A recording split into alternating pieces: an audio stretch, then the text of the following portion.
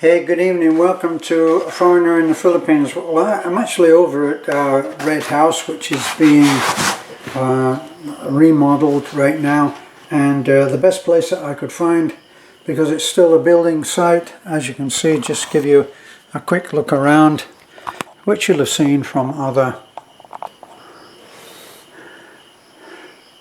So this is where I'm sitting, and actually the best place that I could find for light where I could put the camera on a shelf was on the stairs. So if you're looking for the elaborate, you're on the wrong channel. Okay. Now one of the things that I wanted to talk about was the times that we find ourselves in. In some ways we are part of an extremely, in case you haven't actually noticed this, these times are incredibly important historically. If you're religious, if you're a Bible scholar, then you'll know that lots of people are thinking that this is getting close to the end times, in which there's going to be a rather big reckoning, and depending on your spiritual dedication, shall we say, you may or may not be in for the good news. Okay, if you are into, well, shall we say, into more the quantum physics, where you're thinking in terms of in terms of vibration, that it's a vibrational universe, and that then you start to get into really interesting stuff that's happening. Because I remember I went to St. Wilfrid's Catholic school, a little tin pot Catholic school in a very poor area of Manchester, Hume. H-U-L-M-E, Hume. St. Wilfrid's was staunchly Catholic, had its own little church, which seemed like a cathedral to me when I was a little kid, but when I went back a few years ago, I was very disappointed to find that they'd knocked the school down, even though I didn't like it at the time. But isn't this same when we go back and revisit memories? We want things to be the way they were, even though we hated them at the time. So I went back and I tried to find the school, and I couldn't, because whole areas of Manchester had been knocked down. Well, I remember while I was at that school that the headmaster, who used to come in and give little impromptu religious, shall we say, religious lessons, said that when it came time for Judgment Day, now even if you're religious, try to stay with me on this, because I'm not trying to push religion. Organized religion doesn't suit me.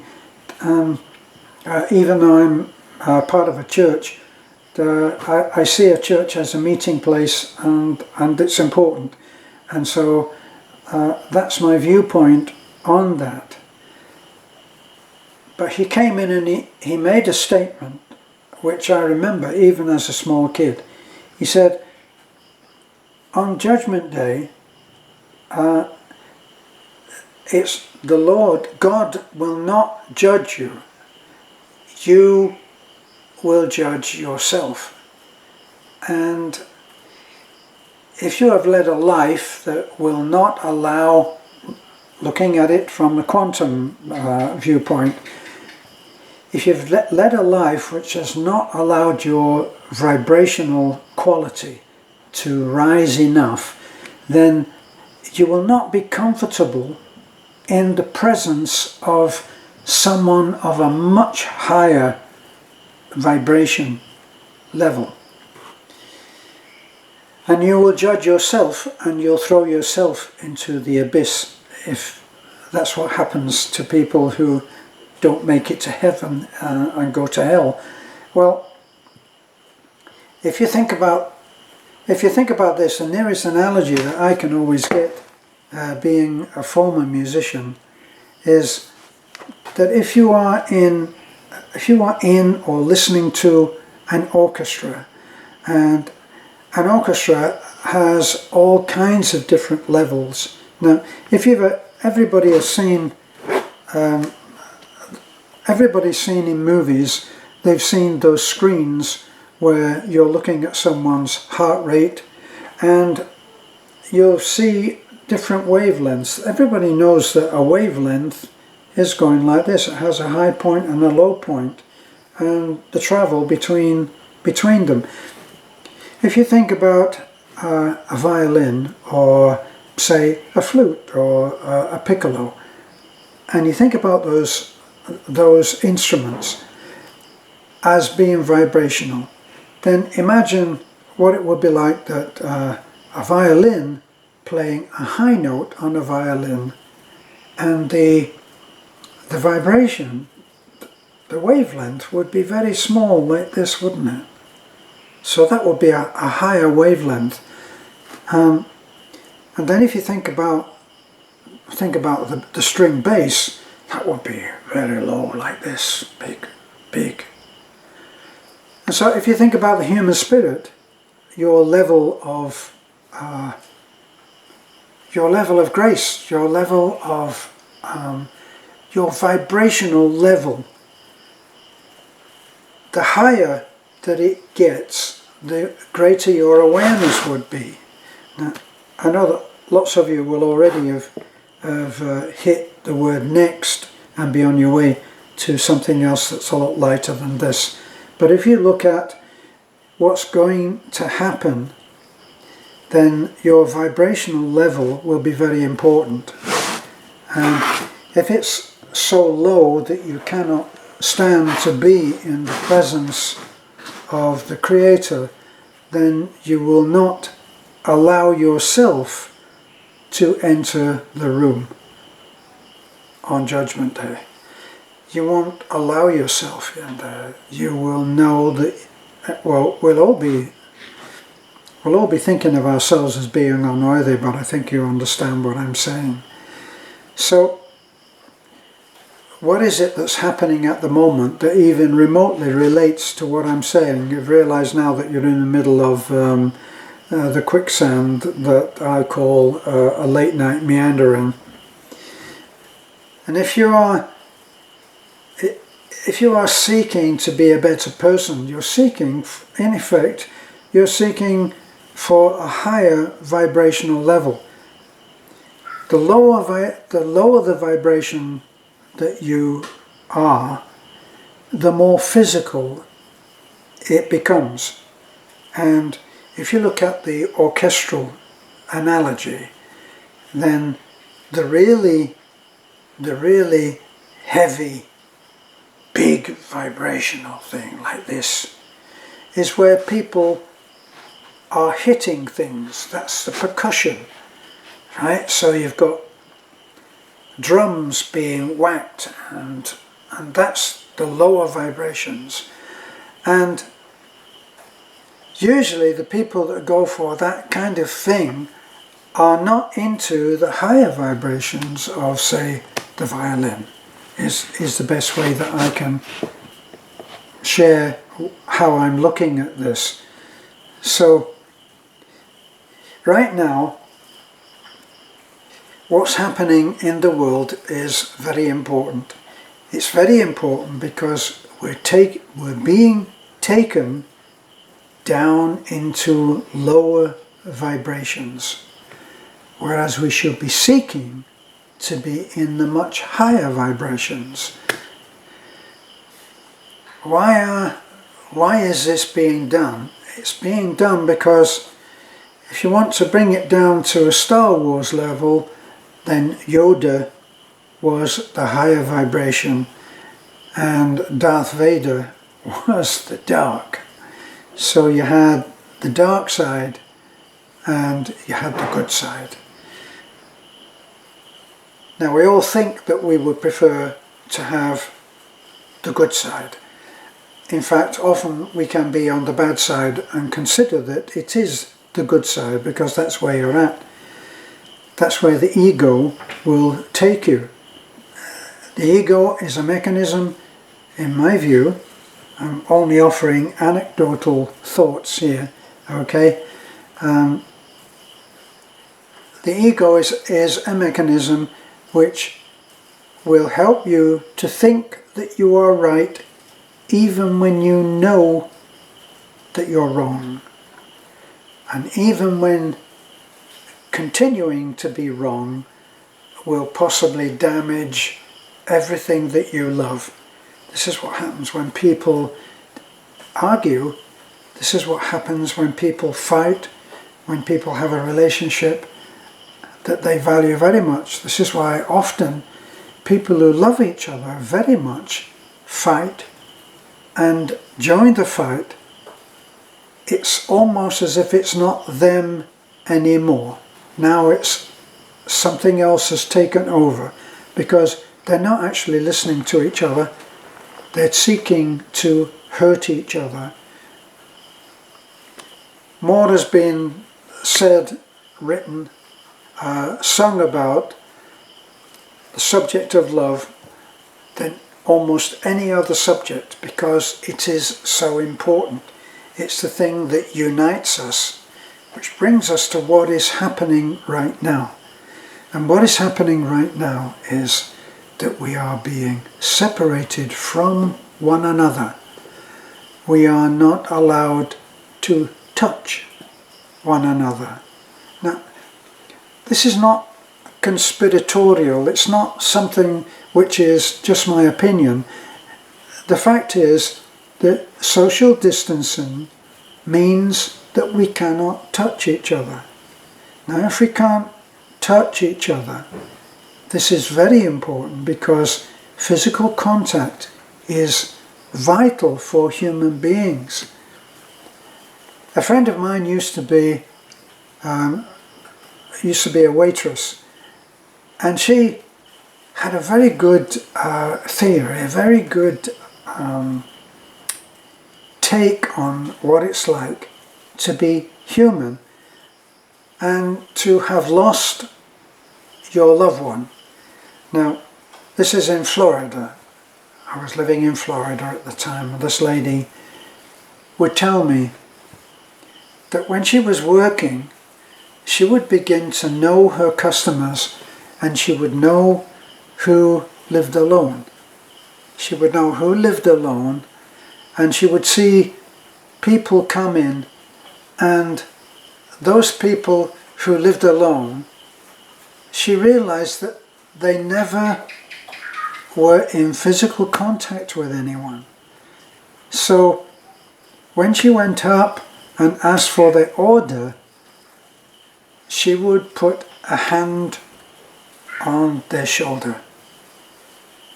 And just that one act of love was very important to that person, because probably, unless they had an active family where grandchildren came to see them, they would never experience physical contact.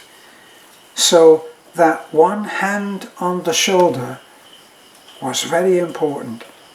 I think I've told you about the story that I read, the true account of a lady who she often ate in a restaurant alone. She noticed an elderly woman who was seated close by, who was eating alone. And on an impulse, she went over to the lady and said, "I see that you're alone. Are you waiting for someone?" And the woman said, "No, I'm not." And she said, I'm dining alone. Do you mind if I join you?"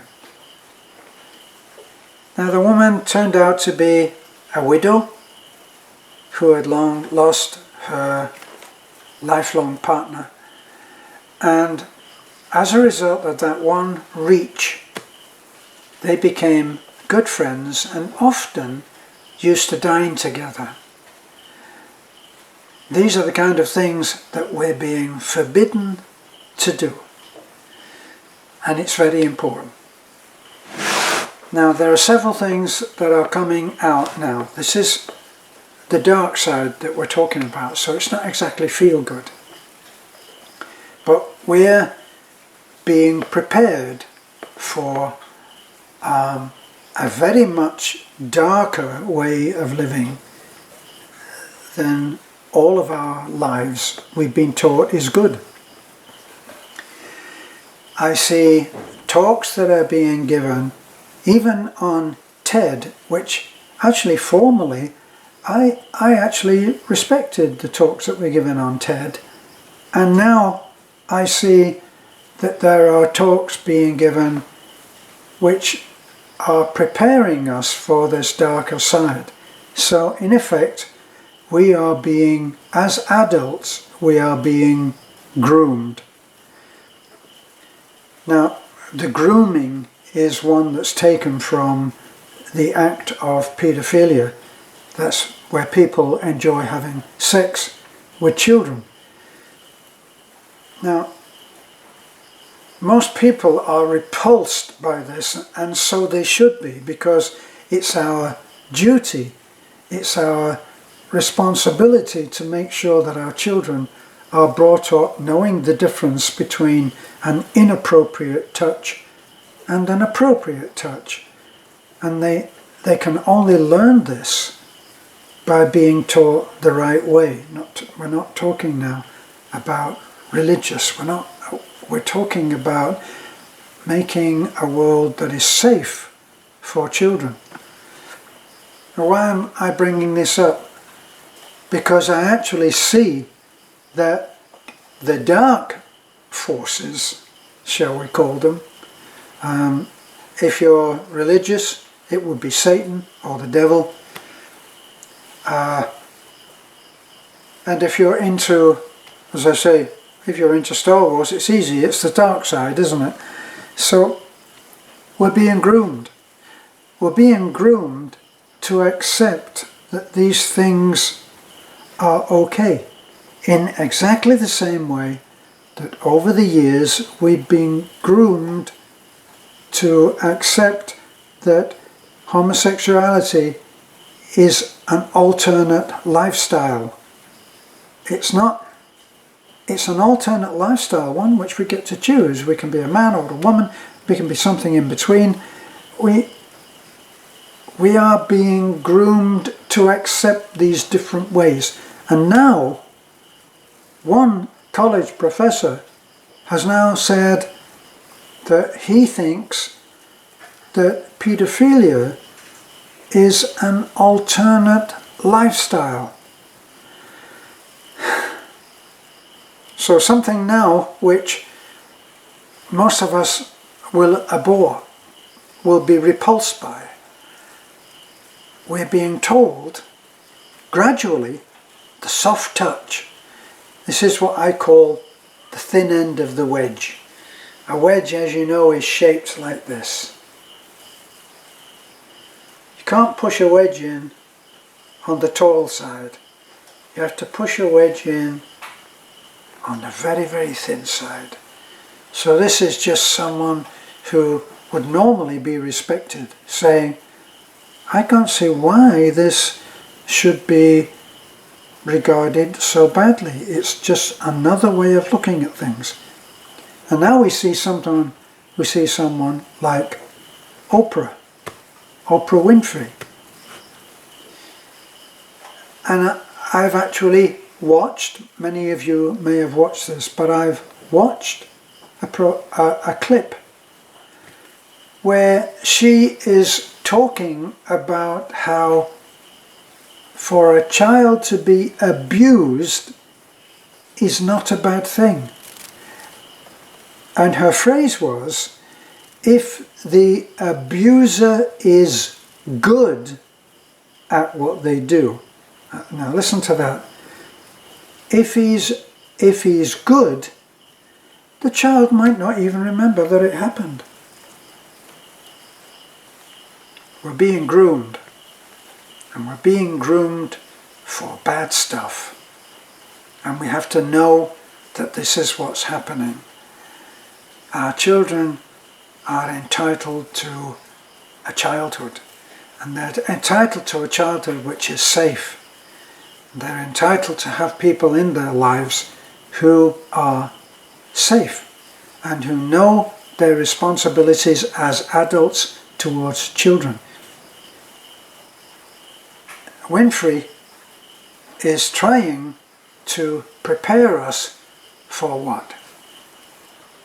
That our children may go to what is normally a safe, controlled, responsible activity, like being a choir boy, girl, like going to a campsite where the instructors are going to take care of our children,